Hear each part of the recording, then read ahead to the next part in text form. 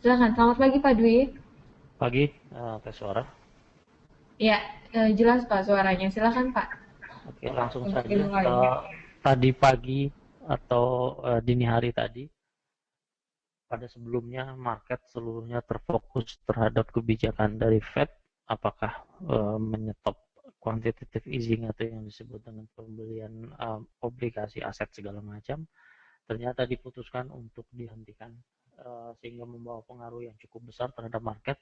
Pergerakan yang terjadi pada dolar sendiri cukup bullish. Kemudian dari sisi komoditi atau emas terlihat drop. Kemudian kita melihat dari alasan dari Fed sendiri mengakhiri pembelian obligasi disebabkan variabel yang ditentukan oleh mereka, yaitu tentang tingkat tenaga kerja yang nampaknya akan terus membaik di level di bawah 6%, yaitu 5,9%. Kemudian ini ya, secara gradual juga terlihat cukup jelas, cukup membantu keputusan tersebut dikarenakan maksimal Oktober 2013 terjadi sebesar 7,3%.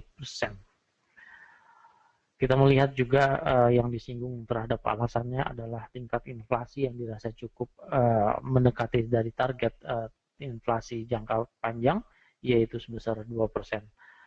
Tingkat inflasi 1,7% telah tercapai sebanyak 2 kali berturut-turut, tetap dipertahankan di atas 1% jangka panjang, meskipun untuk teman-teman sendiri masih berada di bawah 0,5, tapi masih cukup bagus dibandingkan beberapa periode yang mengalami penurunan yang cukup tajam di bawah 0%.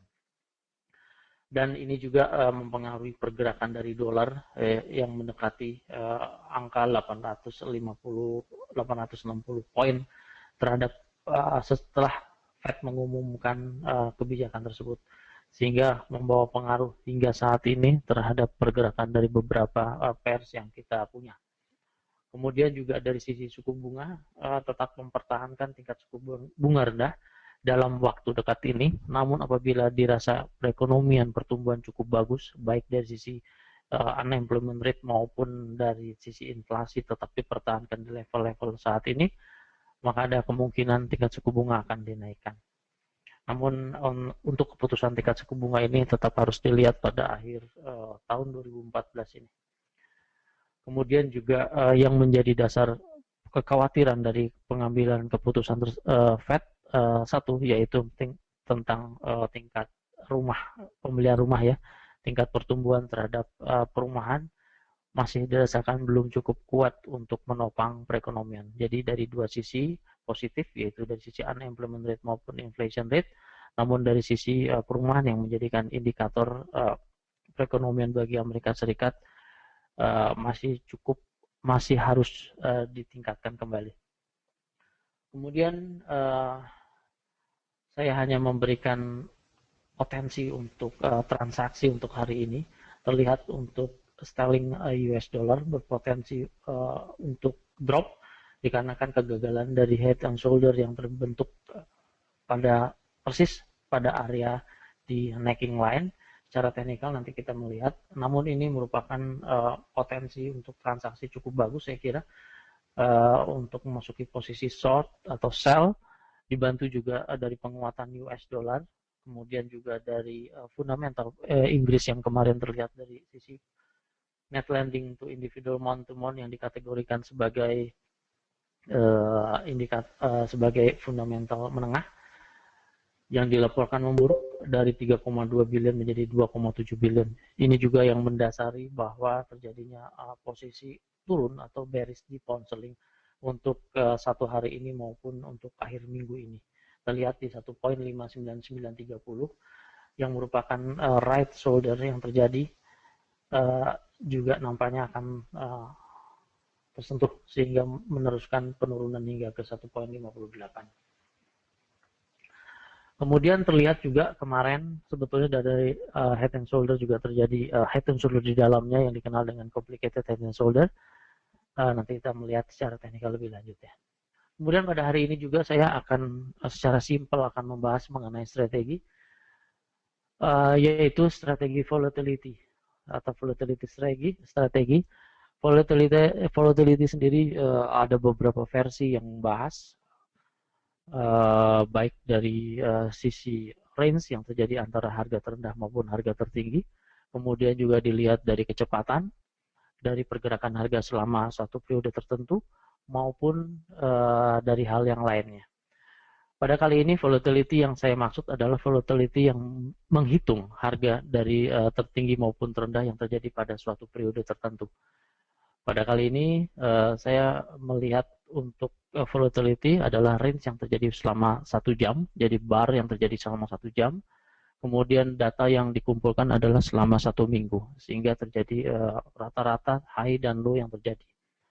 Sebagai contoh, di layar kita melihat dari volatility dari pound sterling US dollar selama 1 jam, kemudian garis horizontal itu menunjukkan garis jam yang terjadi selama GMT. Kemudian Monex kita mempergunakan GMT plus 2. Apabila terlihat di sini harga volatilitas yang sangat tinggi dari rata-rata selama 1 jam untuk sterling US dollar di atas 35 poin, 359 poin dalam Monex Trader terbaca pada jam 14. Artinya pada Monex Trader kita bisa memanfaatkan untuk pergerakan ini dengan mempergunakan berbagai macam strategi untuk bantuan. Saya contohkan saat ini adalah strategi untuk bantuannya adalah breakout yang dirasa cukup umum untuk dipergunakan, sehingga kekuatan dari pergerakan harga sendiri, dari volatilitas sendiri dapat terbaca dengan jelas dengan mempergunakan swing high maupun swing low yang terjadi pada breakout yang terjadi pada 15 menit. Saya mengambilnya time frame yang kecil, yaitu 15 menit atau 5 menit. Pada layar saya mempergunakan time frame 15 menit sebelum jam 16 karena GMT plus 2. Average high dan low pada GMT 14, Monex Trader ditambah 2 jam, 14, 15, 16 ditambah 2 jam berarti jam 16 waktu Monex Trader. Kita telah berancang-ancang untuk mengambil posisi sesuai dengan keadaan breakout yang terjadi sebelumnya. Sebagai contoh kita melihat di sini breakout yang terjadi pada jam 16 sendiri.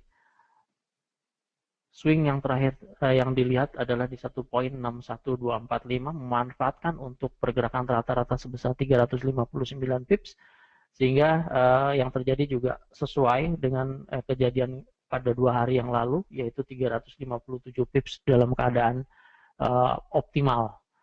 Sehingga apabila kita mengambil take profit setengahnya atau sekitar 15 poin itu tercapai. Kemudian batasan stop loss jangan lupa dipasang pada swing terakhir pada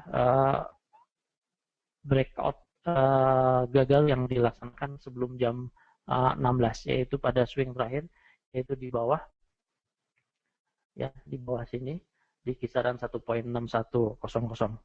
Kemudian yang terjadi di sini, kenyataan yang terjadi rata-rata nilai rata-rata range yang terjadi juga tercapai pada pound sterling. Pada saat ini juga kemarin juga tercapai untuk keadaan rata-rata untuk volatility yang terjadi selama 1 jam pada jam 14 GMT atau jam 16 waktu Monex Trader nanti kita melihat. Kemudian pada Euro Yen seperti apa? Euro Yen juga terlihat di sini secara rata-rata selama 1 minggu ternyata perolehan untuk poin terbesar itu sekitar jam 8 GMT, 259 pips terbaca di angka rata-rata. Kita mengambil posisi berarti pada jam 10 Monex Trader kita telah bersiap-siap untuk pengambilan posisi breakout yang terjadi sebelumnya, yaitu di kisaran 137.57. Kemudian batasan stop loss kita mempergunakan swing high yang terjadi atau breakout yang gagal dicapai untuk posisi buy. Ini menjadikan alasan kita untuk pengambilan posisi stop loss. Namun apa yang terjadi? Ternyata rata-rata 259 pips juga tercapai, malah mendekati 299 yaitu 250 pips atau poin yang terjadi di Monex Trader. Sehingga apabila kita mengambil 50% dari rata-rata 250 semakin cepat tercapai. Namun kita melihat juga ada false-nya atau kegagalan dapat kita antisipasi dengan keadaan stop loss yang terjadi pada strategi ini. Kemudian kita melihat di komoditi juga sama, kita melihat jam 12 di gold 715 pips atau sekitar $7 yang terjadi di gold. Pada 2 hari yang lalu juga ternyata pada jam 12 kita mengambil posisi pada jam 14 ya, pada jam 14 telah terjadi breakout juga. Kejadian breakout ternyata mencapai angka optimum sebesar 697 poin. Sehingga hal ini juga terjadi di komoditi. Jadi strategi ini dirasa cukup gampang untuk diikuti. Anda bisa mengambil titik high dan low dengan mempergunakan Excel yang terjadi di Monex Trader. Kita mengambil data-data dari situ. Kemudian kita melihat menghitung rata-rata tersebut, atau Anda dapat mengambil hitungan-hitungan melalui program tertentu, ataupun juga kita dapat mengambil high dan low dari situs-situs berbayar maupun yang free. Dari tingkat volatility sangat banyak sekali. Memang banyak versi terhadap volatility ini, namun inilah gunanya volatility, yaitu untuk melihat seberapa jauh kencangnya perubahan harga terhadap pada waktu tertentu. Nah ini fail yang terjadi di euro dollar pada 2 hari yang lalu terjadi fail juga. Nampak pada jam 14 295 pips yang terjadi di euro dollar tidak tercapai pada angka breakout yang terjadi di sini di atas ya. Kemudian yang tidak terjadi breakout low juga tidak terjadi, namun yang terjadi berada di angka tengah-tengah. Ini terlihat juga bahwa pada saat itu kita tidak mengambil posisi apapun meskipun terjadi gejolak harga sekitar 326 poin. Demikian Bu Sundari beberapa ulasan singkat yang saya rasa sangat berguna bagi para traders atau para investor untuk pengambilan keputusan, bantuan untuk pengambilan ancang-ancang posisi. Iya, Pak Dwi, menambah informasi ya untuk kita semua bahwa untuk pengambilan posisi kita bisa melihat dari volatilitas yang terjadi di pairs harga yang akan kita transaksikan. Ya, Pak Dwi bisa langsung dibahas mengenai ini ya Pak ya, teknikalnya, secara teknikal mungkin. Oke, teknikal secara fundamental kemarin memang membawa pengaruh yang cukup signifikan terhadap indeks dolar. Kita melihat indeks dolar. Ya. Indeks dolar langsung melesat ke angka terjauh hingga saat ini setelah diumumkannya Fed quantitative easing dihentikan. Di sini terbaca 953 pips hingga saat ini di harga tertinggi hari ini.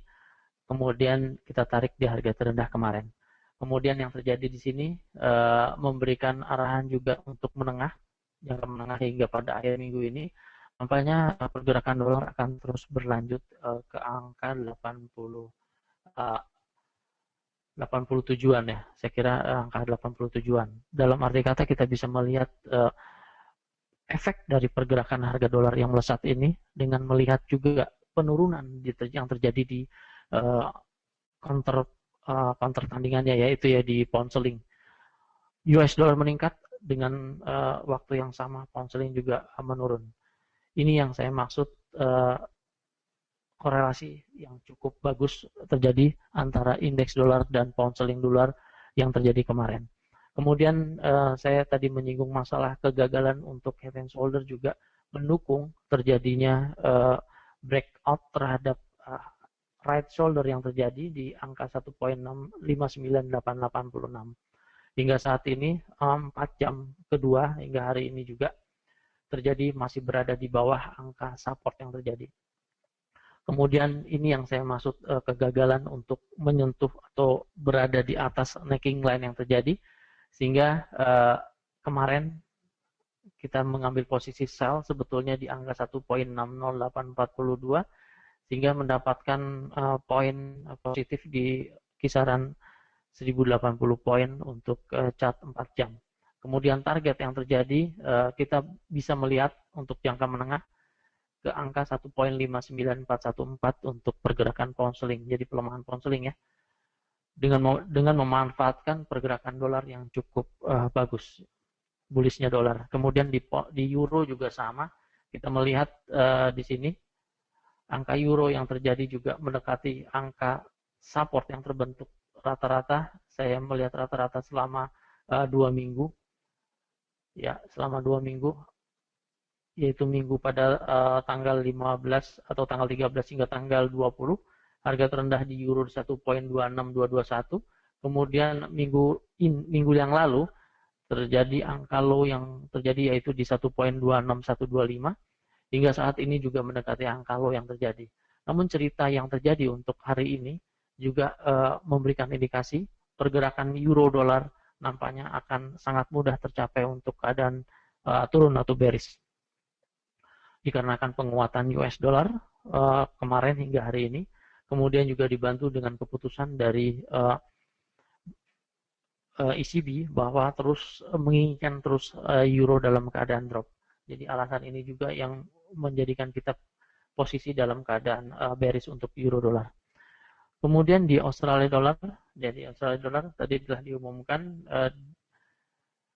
keadaan Australia import price dalam keadaan negatif ke minus 0,8%. Kemudian ini lebih negatif daripada bulan lalu sebesar minus 3,0%, sehingga memberikan indikasi bahwa Australia juga mengalami penurunan untuk sementara waktu. Korelasi antara Australia dollar terhadap US dollar nampaknya untuk kali ini lebih banyak didominasi oleh pergerakan Australia sendiri dari import price dibandingkan dengan data-data terhadap penguatan dari US dollar. Kita dapat memanfaatkan juga untuk pergerakan jangka pendek di Australia terhadap US dollar. Kemudian kita melihat stok US yang dilaporkan menurun setelah diumumkannya penghentian quantitative easing. Ternyata saat ini mandak berada di angka tengah-tengah antara harga yang terjadi kemarin. Kita melihatnya terjadi harga penurunan di angka 16.813 untuk Dow Jones. Kemudian saat ini ternyata terus mengalami stagnan atau harga tetap mendekati harga pembukaan untuk hari ini, yaitu di kisaran 16.909. Saya melihatnya tinggal menunggu waktu untuk breakout. Apabila dia 16.813, kita mengambil posisi sell. Kemudian berhati-hati juga apabila harga menyentuh ke 16.985. Secara teknikal kita bisa mengambil posisi untuk Dow Jones ini untuk sementara ini dalam posisi menunggu. Kemudian sama juga dengan Nasdaq, stagnasi terbentuk untuk kali ini pada 1 jam terakhir terbaca di 4.072. Sama dengan Dow Jones berada di angka tengah-tengah antara harga tertinggi dan terendah kemarin. Kemudian di S&P juga hampir sama. Kecenderungan yang terjadi kita menunggu untuk posisi breakout di 1961 posisi sell. Kemudian di komoditi kemarin emas nampaknya juga terpengaruh terhadap penguatan US dollar, kemudian juga terpengaruh terhadap keputusan dari Fed sendiri untuk menghentikan quantitative easing. Terjadi gold terjadi breakout terjadi di 1222 hingga saat ini. Kemudian 1 jam terakhir terjadi inside bar, kemudian juga breakout untuk lanjutan kita melihatnya di 1208 untuk posisi sell. Sementara minyak kemarin terjadi penurunan stok ya dari 7,1 miliar barrel menjadi 2,1 miliar barrel, ternyata mengangkat pergerakan harga minyak kemarin. 1 jam. Nah ini dia sempat mengangkat kemarin, namun jatuh kembali di harga penutupan di 81.92. Nampaknya OPEC juga tidak akan memangkas produksinya menurut berita-berita yang ada, sehingga nampaknya harga minyak akan terus diambangkan di level-level saat ini, diserahkan kepada pergerakan harga pasar. Intervensi yang terjadi untuk pengurangan stok di OPEC belum terlihat jelas, sehingga kita melihat untuk transaksi yang cocok digunakan untuk minyak adalah transaksi jangka pendek. Oke, untuk stok Asia kita melihat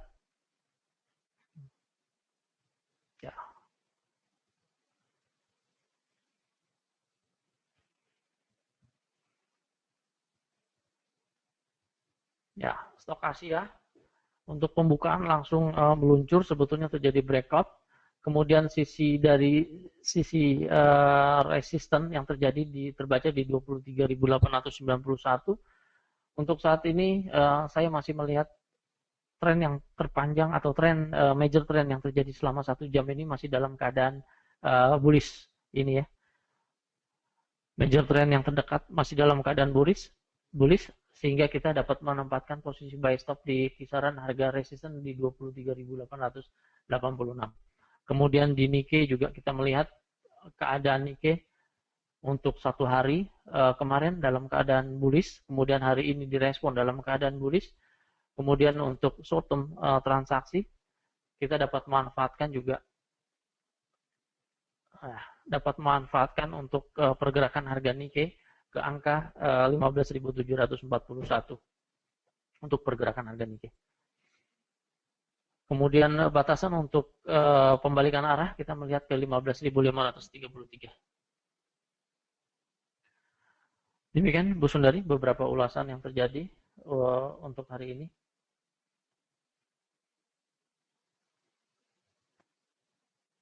Dwi, data-datanya tadi kalau dilihat memang sebagian besar ya melemah terhadap dolar, karena kita lihat juga semalam dolarnya cukup menguat, dan nanti malam ada berita juga nih Pak dari Amerika, yaitu ada GDP di mana prediksinya turun dari sebelumnya 4,6% menjadi 3,1%, kemudian juga ada unemployment claims ya yang tadi sempat dibahas. Tapi forecast-nya tidak begitu signifikan nih Pak, dari sebelumnya 283.000 menjadi 284.000. Kira-kira kalau dari mata uang yang tadi sudah dijelaskan nih Pak, kita lebih berpotensi untuk trading di mata uang apa nih? Saya lebih condong untuk melihat ke sterling dollar ya, pound sterling dollar. Jadi memanfaatkan kegagalan head and shoulder, kemudian right shoulder juga telah tembus menjadikan support yang cukup kuat. Kemudian juga transaksi untuk jangka pendek berdasarkan volatility juga sekitar jam 19 nanti kita dapat memanfaatkan swing-swing terakhir yang terjadi atau 15 menit atau 5 menit bahkan 5 menit untuk strategi jangka pendek. Untuk strategi volatility ini dapat ditanyakan ke bagian edukasi setempat. Saya kira mempunyai data yang cukup banyak untuk membaca, kemudian untuk mempergunakan strategi ini. Sangat mudah. Ya. Saya melihatnya pound sterling US dollar cukup menarik untuk diikuti, selain untuk transaksi fundamental masih tetap terhadap euro US dollar kita mengambil posisi short atau sell ya.